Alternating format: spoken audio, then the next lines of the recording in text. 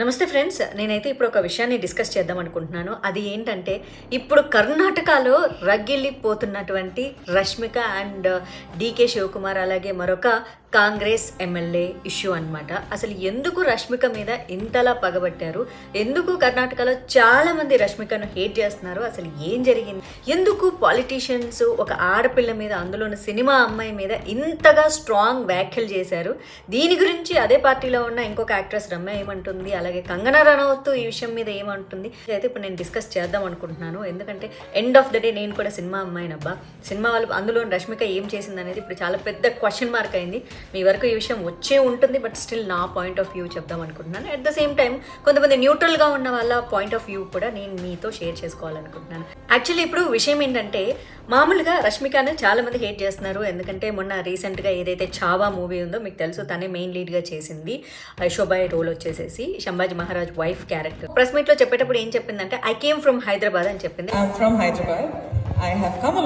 Actually అమ్మాయి అలా చెప్పడంలో ఒక మీనింగ్ ఉంది. ఎందుకంటే తను చాలా ఎక్కువ తెలుగు సినిమాలు చేస్తూ ఉంది అండ్ తెలుగు సినిమాల్లో ఎక్కువగా కనిపిస్తుంది. అండ్ ఇప్పుడు కొన్ని సినిమాల్లో కూడా కనిపిస్తుంది. ఇక్కడైతే హైదరాబాద్ లో కొనుక్కుంది, అక్కడే ఉంటుంది. చాలా ఇయర్స్ అక్కడే ఉండడం వల్ల జనరల్ అలా చెప్తారు. ఎందుకంటే ఇప్పుడు నేను వచ్చేసి పుట్టింది అయితే కర్ణాటకలో, కానీ పెరిగింది వచ్చేసి మహారాష్ట్రలో 4-5 years వరకు. తర్వాత నేను ఆంధ్రాకి వచ్చి ఇంటర్మీడియట్ వరకు అక్కడ చదివినా సరే, నేను సినిమా హీరోయిన్ అవ్వాలని హైదరాబాద్కి వచ్చినప్పుడు నేను బళ్ళారి నుంచి రావడం జరిగింది. ఎందుకంటే నా డిగ్రీ పీజీ అక్కడే అయింది కాబట్టి.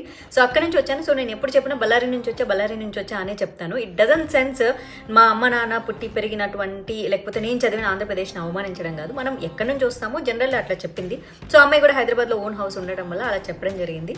అది చాలా మంది కర్ణాటక వాళ్ళకి నచ్చలేదు అన్నమాట. I think Rashmika from Coorg అనుకుంటాను, అంటే కర్ణాటకలో ప్రాంతమే కదా. అండ్ రష్మిక ఫస్ట్ సినిమా వచ్చేసేసి కన్నడలోనే రిలీజ్ అయింది, కిరాక్ పార్టీ అని చెప్పేసి. దానికి రిషబ్ శెట్టి వచ్చేసి డైరెక్టర్ అనమాట. రిషబ్ శెట్టి మనందరికీ తెలుసు, కాంతారా ద్వారా పరిచయం అయ్యారు. సో ఆయన డైరెక్షన్లో అండ్ అందులో హీరో వచ్చేసేసి ఆ అబ్బాయినే ఎంగేజ్మెంట్ చేసుకుంది. ఓకే, వాళ్ళు ఎంగేజ్మెంట్ బ్రేకప్ చేసుకోవడానికి వాళ్ళ పర్సనల్ రీజన్స్ వాళ్ళు ఉంటాయి, కానీ రష్మిక తప్పే చూపిస్తున్నారు. ఇప్పుడు చైతన్య సమంత విడిపోయినప్పుడు కూడా చాలా మంది సమంతానే తప్పు పట్టారు. ఇప్పటికి కూడా చాలా మంది సమంతానే తప్పు పడుతూ ఉంటారు. అదేంటో విడాకులు తీసుకున్నా సరే ఆడదాందే తప్పు అంటారు, లేకపోతే ఒక ఎంగేజ్మెంట్ డిపార్ట్ అయిపోతే కూడా ఆడపిల్లదే తప్పు అంటారు, ఆమెదే మొత్తం తప్పు, ఆమె ఒళ్ళు బడతెగించింది. ఈ ఉమెన్ మీద అటాక్ చేయడం అన్నది అప్పుడు ఇప్పుడు ఎప్పుడు అది నిరంతరం కొనసాగుతూనే ఉంటుంది. ఎండ్ ఆఫ్ ద డే ఇది మేల్ డామినేటెడ్ సొసైటీ కాబట్టి వాళ్ళిద్దరూ విడిపోయి వాళ్ళు బాగానే ఉన్నారు, వాళ్ళు ఫ్రెండ్స్లా ఉన్నారు. అండ్ సమాజంలో మనుషులు ఎందుకు ద్వేషిస్తారో నాకైతే తెలియట్లేదు. అండ్ ఆ అమ్మాయి నేను హైదరాబాద్ నుంచి వచ్చాను అని చెప్పడం కూడా వీళ్ళకి నచ్చలేదనమాట. సో ఇప్పుడు ఏదో బెంగళూరులో ఏదో ఫిల్మ్ ఫెస్టివల్ ఏదో దానికి సంబంధించి రష్మికను ఇన్వైట్ చేశామని చెప్పేసి వీళ్ళు చెప్తున్నారు. ఇంతకుముందు కూడా ఒక ఇష్యూ, ఇంతకుముందు బీజేపీ ఉండేదన్నమాట లాస్ట్ ఇయర్, మనందరికీ తెలుసు కదా. సో అప్పుడు కర్ణాటకలో బీజేపీ గవర్నమెంట్ ఉన్నప్పుడు ఒకటి కావేరీ వాటర్ కోసము సినిమా వాళ్ళకు పిలుపునిచ్చారు. అయితే ఎవరు సినిమా వాళ్ళు రాలేదు, దునియా విజయ్ ఒక్కరే వచ్చినట్లు ఉన్నారు. సినిమా వాళ్ళు ఎందుకు అటెండ్ అవ్వలేదంటే, ఒక రాజకీయ పార్టీ సినిమా వాళ్ళని ఇన్వైట్ చేసినప్పుడు సినిమా వాళ్ళు కనుక అటెండ్ అయితే వాళ్ళను ఆ పార్టీకి సంబంధించి ప్రజలు ఎక్కడ కన్సిడర్ చేస్తారో, వీళ్ళ సినిమాలు ఎక్కడ ఆడవో, వీళ్ళ నాకు పార్టీకి ఇప్పుడు మొన్న మనందరికీ తెలుసు, అల్లు అర్జున్ వచ్చేసేసి వాళ్ళ వైఫ్ ఫ్రెండ్ ఎవరికో పాపం సపోర్ట్ చేయడానికి వెళ్ళినందుకు తన్ని వైసీపీ అని అంటగట్టేశారు. సో అట్లాంటివి వస్తాయని చెప్పేసి సినిమాలు బేసిక్గా అటెండ్ అవ్వరు. అప్పుడు కూడా పొలిటికల్ లీడర్స్ బాగా హర్ట్ అయ్యారు. అప్పుడు సిద్ధరామయ్య కూడా పిలిపించారు. అఫ్ కోర్స్ వాళ్ళ అధికారంలో లేకపోయినా సరే వాళ్ళు పిలుపునిచ్చారనమాట. బట్ ఏ సినిమా వాళ్ళు రాలేదు. ఆ గ్రడ్జ్ అయితే పెట్టుకున్నట్లున్నారు. డీకే శివకుమార్ మొన్న ఒక మాట అన్నారనమాట. ఆ స్పీచ్లో ఆయన ఏమన్నారంటే, బట్ దాని మీద రమ్య వచ్చేసి తను కూడా కాంగ్రెస్ పార్టీలోనే ఉంది, యాక్ట్రెస్, తను కన్నడలో పెద్ద యాక్ట్రెస్.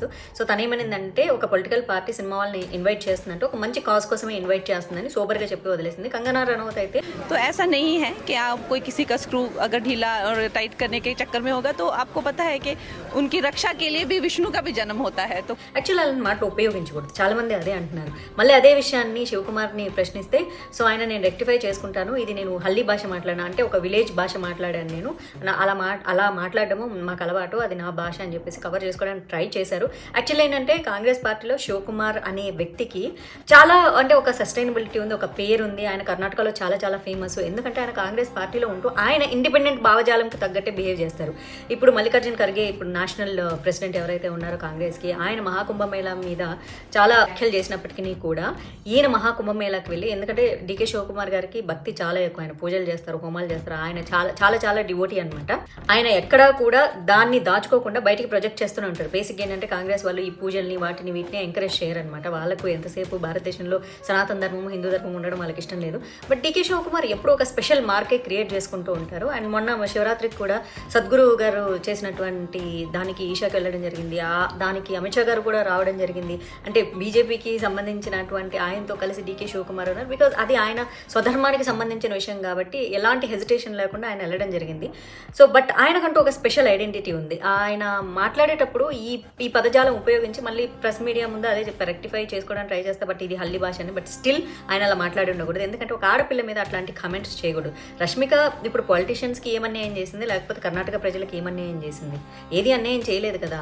ఆ అమ్మాయి జస్ట్ దానికి వాళ్ళ తరపు ఏమంటున్నారు, రష్మిక తరపులో అసలు మాకు ఇన్విటేషనే రాలేదు, ఈ ఏదైతే ఫెస్టివల్ అంటున్నారు మూవీ ఫెస్టివల్, దానికి సంబంధించి మాకు ఇన్విటేషనే రాలేదు, పిలవని పేరెంటానికి నేను ఎలా వెళ్ళాలి అని చెప్పేసి వాళ్ళు అంటున్నారు. వీళ్ళేమో మేము పిలిచాము రావట్లేదు, టైం లేదు అంటున్నారు అని చెప్పేసి ఒక ఎమ్మెల్యే కూడా చాలా కఠినంగా మాట్లాడారు. ಹೈದರಾಬಾದಲ್ಲಿ ಇರೋದು ನನ್ನ ಮನೆ, ನನಗೆ ಕರ್ನಾಟಕ ಎಲ್ಲಿದೆ ಅನ್ನೋದು ಗೊತ್ತಿಲ್ಲ, ನನ್ನ ಹತ್ರ ಟೈಮ್ ಇಲ್ಲ ಬರಲ್ಲ ಅಂತ ಹೇಳೋದು.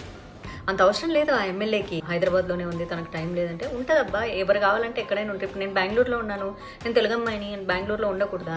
నేను చెప్పేటప్పుడు చెప్తాను నేను బెంగళూరు నుంచి వచ్చానని చెప్తాను. సో వాట్, నథింగ్ రాంగ్ కదా. భారతదేశంలో ఎక్కడైనా ఉండొచ్చు, ప్రపంచంలో ఎక్కడైనా ఉండొచ్చు కదా మనం. But end of the day నేనేం చెప్తాను అంటే వీళ్ళు కాంగ్రెస్ వాళ్ళు అన్నారు అని చెప్పేసి, లేకపోతే బీజేపీ వాళ్ళు సపోర్ట్ చేసి, నేను అలా ఏం పార్టీల గురించి నేను మాట్లాడను. సినిమా వాళ్ళు ఎప్పుడైనా ఏ పార్టీ వాళ్ళు పిలిచినా సరే సహజంగా అటెండ్ అవ్వరు. ఎందుకంటే వాళ్ళని ఒక పార్టీకి కేటగరైజ్ చేసి జనాలు మాట్లాడుకుంటారన్న భయం వాళ్ళకు ఉంటుంది. అది తప్పేం లేదు, ఎందుకంటే వాళ్ళకి సినిమా ప్రొఫెషన్ చాలా ఇంపార్టెంట్ కాబట్టి. అందులోనూ రష్మిక అనేది పాపం ఒక అమ్మాయి. ఆ అమ్మాయి పాపం ఏం తప్పు చేసింది? ఏమీ తప్పు చేయకపోయినా సరే ఆ అమ్మాయి వాళ్ళ ఉడ్బితో విడిపోయినందుకు ఆ అమ్మాయిని ద్వేషించుకుంటూ ఉంటారు. రిషబ్ శెట్టి ఒకసారి ఇంటర్వ్యూ ఇస్తూ కాంతారా తర్వాత కొత్త వాళ్ళని ఇంట్రడ్యూస్ చేయడమే బెటర్ అని చెప్పేసి ఇట్లాంటి సిగ్నల్ యూస్ చేశారు. అదేంటంటే రష్మిక ఎక్కువగా యూస్ చేస్తుంటుంది. సో రష్మికనే అన్నాడు అని చెప్పేసి ఓకే, వాళ్ళ మధ్య ఏం క్లాషెస్ వచ్చాయో ఏంటో. ఎందుకంటే రష్మిక నేను ఒక ప్రొడక్షన్లో ఇంట్రడ్యూస్ అయ్యానని చెప్పింది, కానీ అది ఇట్లా రిషబ్ శెట్టి వీళ్ళకి సంబంధించిన ప్రొడక్షన్ పేరు చెప్పకపోవడం వల్ల వీళ్ళు కూడా హర్ట్ అయి ఉండొచ్చు దానికి. సో ఇలా ఇంతమంది అమ్మాయిని టార్గెట్ చేయడం అన్నది somehow I'm not feeling good. మరి మీరేమంటారో కూడా చూడండి. ఎందుకంటే ఎవరి పర్సనల్ ఒపీనియన్స్ వాళ్ళ బాబా. పాలిటీషియన్స్ ఓకే సినిమా ఫిల్మ్ ఫెస్టివల్కి ఏదో పిలిచానంటున్నారు, ఈ అమ్మాయి ఏమో పిలవలేదంటుంది. అయినంత మాత్రాన మన పర్సనల్ ఒపీనియన్స్ మనం పెట్టుకోవాలి. ఒక యాక్టర్ కానీ, అంటే ఒక హీరో కానీ ఒక హీరోయిన్ కానీ మీకు నచ్చకపోయిండొచ్చు, వాళ్ళ పర్ఫార్మెన్స్ నచ్చకపోయిండొచ్చు, వాళ్ళ హావభావాలు నచ్చకపోయిండొచ్చు, వాళ్ళకి సంబంధించిన ఐడియాలజీ కూడా మీకు నచ్చిండకపోయిండొచ్చు. అయినంత మాత్రాన వాళ్ళని పనిగట్టుకొని మనం అబ్యూస్ చేసి ట్రోల్ చేసి అంత నీచంగా మాట్లాడాల్సిన అవసరం ఏం లేదు. మీకు నచ్చకపోతే ఓకే నాకు ఆ యాక్టర్ నచ్చరని చెప్పేసి డీసెంట్గా చెప్పేసి డ్రాప్ అయిపోవచ్చు. ఇంత దారుణంగా అయితే ఎవరిని విమర్శించకూడదబ్బా. నచ్చకపోతే నచ్చలేదని చెప్పేసి డ్రాప్ అయిపోవాలి అంతే. ఇదైతే నా అభిప్రాయం. చాలా మంది న్యూట్రల్గా ఉండే వాళ్ళు కూడా అట్లా అంటారు. శివకుమార్ గారు అలా మాట్లాడి ఉండకూడదు, ఇంకొక ఆయన ఎమ్మెల్యే కర్ణాటకలో అలా మాట్లాడి ఉండకూడదు. సో అమ్మాయి వస్తే వస్తుంది, లేకపోతే లేదబ్బా. యాజ్ పర్ రాజ్యాంగం మనకున్న ఫండమెంటల్ రైట్స్ ప్రకారం ఇన్వైట్ చేసే హక్కు వీళ్ళకి ఎంత ఉంటుందో సాఫ్ట్గా మేము రాము అని డినై చేసే హక్కు కూడా ప్రతి ఒక్కరికి ఉంటుంది కదా. ఇండివిజువల్ ఛాయిసెస్ని మనం రెస్పెక్ట్ చేసుకుంటూ బతకాలి. అప్పుడే కదా మనం ఈ స్వతంత్ర భారతంలో మనకంటూ రాజ్యాంగబద్ధంగా నడుచుకోవడం అవుతుంది. ఇన్వైట్ చేయగానే రావాలి, రాకపోతే నట్లు బోల్ట్లు టైట్ చేస్తాము. ఎట్లా టైట్ చేయాలో తెలుసు అంటే ఆడపిల్లలు చెక్కబొమ్మల, లేకపోతే సినిమా యాక్టర్లు అందరూ కీలుబొమ్మల పొలిటీషియన్స్ చెప్పినట్లు ఆడటానికి కాదు కదా. వీళ్ళకి పిలిచే హక్కు ఎలా ఉంటుందో రాము లేకపోతే రాకూడదు అనే హక్కులు కూడా ప్రతి ఒక్కరికి భారతదేశంలో ఉంటాయి. రెస్పెక్ట్ఫుల్గా డినై చేసే హక్కు ప్రతి ఒక్కరికి ఉంటుంది. అందరం రాజ్యాంగబద్ధంగానే నడుచుకుంటున్నాం కదా.